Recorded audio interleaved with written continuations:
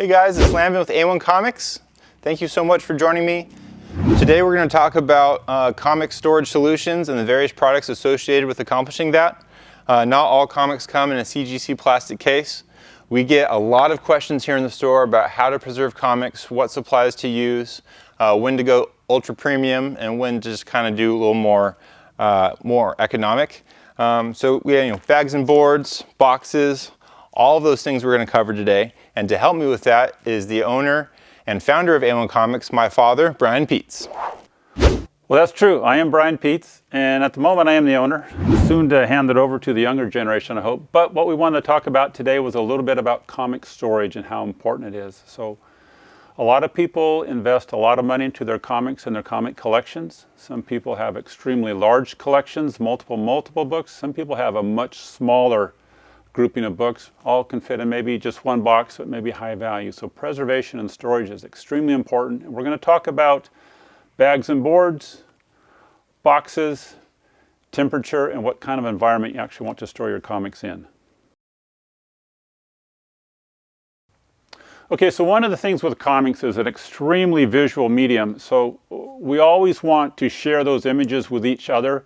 We'd like to share those images with some of our friends that maybe aren't into comics and try to convince them that what we're doing is really worthwhile and it's cool. But the problem with comics, despite being such visual images, is that they are not made to display. Any sort of light, heat, or a myriad of other environmental factors, could be fluorescent lighting, obviously natural sunlight.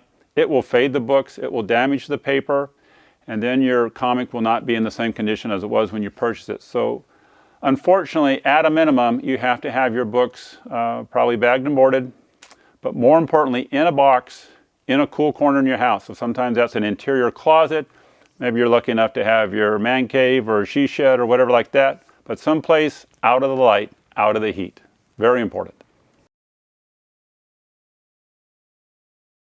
Okay, so one of the great things about the hobby today, as opposed to when I started it, when I was stealing bags from Safeway and cramming as many comics into a plastic lettuce bag as I could, is we've got all kinds of great products.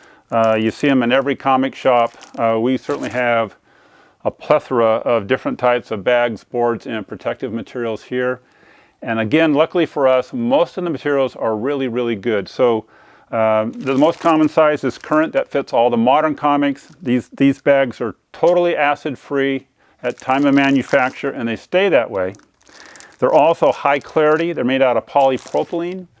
Older bags are made out of polyethylene, and sometimes if you buy some older books or you see somebody's older collection, they'll have really soft, very yellow bags, and almost always those are polyethylene, so you want to stay away from that.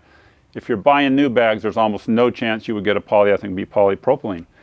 So those are great. And then we have some other good things. We have backing boards that are white on white, acid-free at time of manufacture, usually slick on one side, and feel rougher, but actually very smooth on the other side. These are acid-free at time of manufacture, but not permanent acid-free. This is a sulfide coating.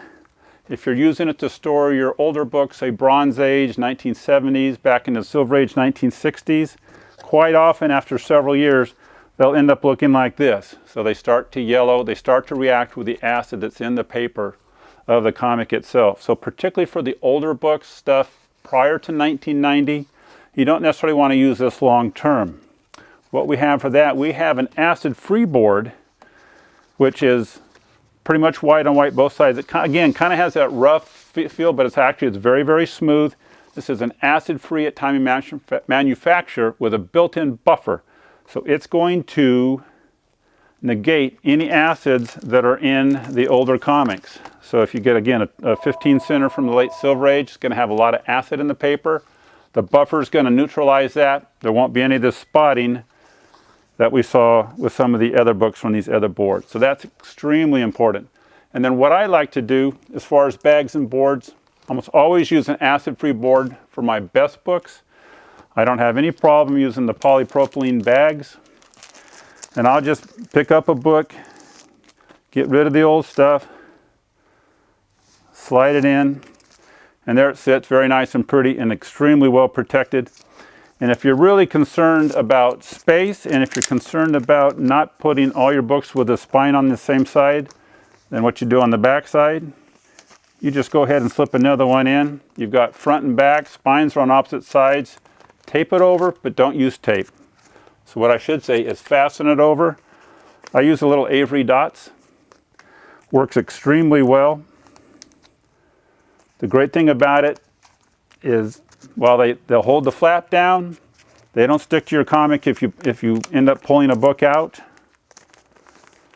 They come right off. I would still remove it. That's what I do here.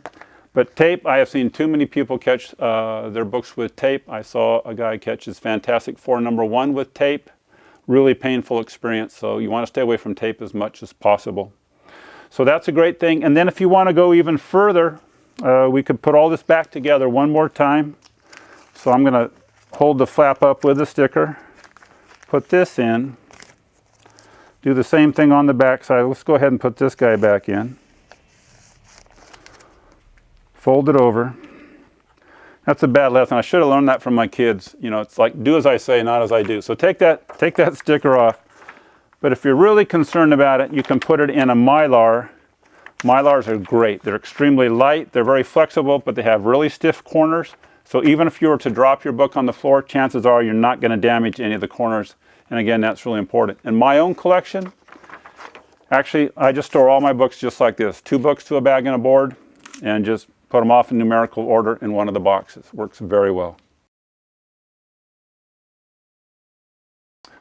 Okay, so as far as boxes go, I mean, there's almost even more boxes than anything else, but we have boxes for every different size. I mean, we have magazine size with Mylar, we have Golden Age comics with Mylar, Silver Bronze Age comics with Mylar, and of course, the modern books too. So we have, again, a whole bunch of different things. Very popular for a while was the drawer boxes, where you could actually pull the drawer out, put your comics in, kind of go through them, keep things in order, and you could stack these up to 5 high. So a lot of people were using those. Unfortunately, that does end up being kind of heavy. So we have all the single box sizes. This is for graded comics. Here's a great example right here. If you're graded comics, and this is a whole another way of storing comics that we can talk about later, but the box is designed for the book to fit in there perfectly, not get jammed when the top goes down. And they actually even make graded comic boxes out of this very hard plastic, which, you know, everybody that's at home, when you're not home, your significant other is out there cleaning the cobwebs out of your man cave. You know that she's just stepping on your comic boxes to get up to the ceiling. She's not using a step ladder. So you might want to use something like that that's pretty durable. They also make them for smaller comic sizes, which is the moderns. And then we have all the decorated boxes too, which are just a great hit. The only thing that I wouldn't recommend, there are acid-free boxes, but I think after you've gone over all these other steps, particularly using an acid-free board, an acid-free bag, you got them all put together correctly, you don't need an acid-free box. I think, to me, that's an unnecessary expense. The only other thing that you could consider, if you wanted to, was they do make a product called My Light. My Light is the same as Mylar. It's just very, very thin. But if you do it like that, you can kind of hear what it sounds like, as opposed to a regular bag, which has almost no sound. This is the same material, so it's better even than the acid-free bags. Not necessary, but for your higher-end books, I would spend the money for it. Okay, yeah, so there's a couple of easy things to do. Number one, to avoid spine rolls or to avoid getting some bends in your spine, the bag and the board is the best thing. Again, if you can put 2 comics in a bag and a board, I think that's the best. It means I sell less bags and boards, but it means you have a nicer end product as a result. Putting them in the boxes is a great thing. One of the things that we see with lots of collections is people bring in a 3/4 or a half filled or 2/3 filled box. All the comics are slumped over. And eventually what they end up doing, and I'm not going to do it to any of these books here because I like them too much, but it just turns everything into a C, damages the spine, puts creases in it. So if anything, try not to use your socks or dirty underwear, but you can either cut up some box lids, you can get creative and make something else out of cardboard, and just use it as a spacer in the box, just to keep everything upright and straight. And I think if you do that, you won't have any problems. But again, unfortunately, what you have to do, that box has to go into an inside closet someplace in the dark. That maintains a pretty average temperature of ideally, 74, 73 degrees or less. Doesn't have to be refrigerator type, but you definitely do not want it to get warm. Okay, so you're at a convention and you're trying to figure out what to do. You see a lot of guys that are serious buyers that are carrying a backpack, or there's even a couple guys that are pushing a suitcase around with a travel cart or something. I really wouldn't recommend the suitcase and the travel cart. You're just in everybody's way, and it's a little inconsiderate. But if you're using a backpack and that's where you're carrying your prized possessions, or you pick up something, these comic folios work really nice. This is obviously a decorated one with The Walking Dead. It's got a nice pocket in here that you can put your books in. Quite often, unfortunately, the Mylars do not fit in here, but these boxes protect them plenty well. And if you get enough in them, it's just like having enough in a box. They just kind of support each other and works out very well.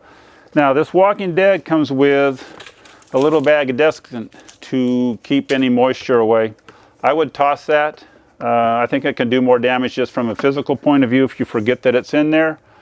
I wouldn't recommend it for your boxes in your comic collection and your storage. I think you just need to find a really good place to put things. Now, if you live in Florida or Hawaii or places like that, if you can't keep your books dry, you might want to consider the desiccant, but otherwise I would be very careful about it. Actually, what I would use if I lived in one of those places, I would just use a dehumidifier in that room or that house. And we've done it with a place over on the coast, and it works out very well also. And then they have the generic folios also. That's what we see mostly at shows with guys carrying around. Again, put your books in there, throw them in your backpack. You're not rolling anything around on the floor. It's very convenient. Works really well. Comic top loaders are okay. They are not made of the same quality material as the Mylars. We actually have some here. I'm sorry I didn't bring a sample over.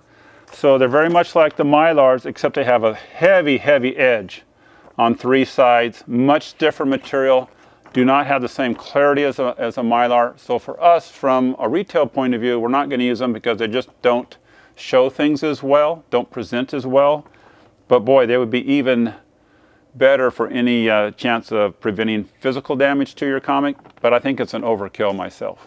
And again, a lot of people want them. They want this so that they can pin it up on the wall. Don't do it. As soon as you forget that you have it on the wall and a month's gone by, you're going to have a little bit of damage to your book. And it's very incremental. You're not going to notice it from one day to the next unless the sun's directly on it. Hey guys, thank you so much for tuning in. I hope you found that information useful. Again, we offer most of those products on our website, so if there's anything we talked about that you're looking for, please check us out at www.a-1comics.com. Stay tuned for more episodes just like this one coming up in the future. We'll see you later.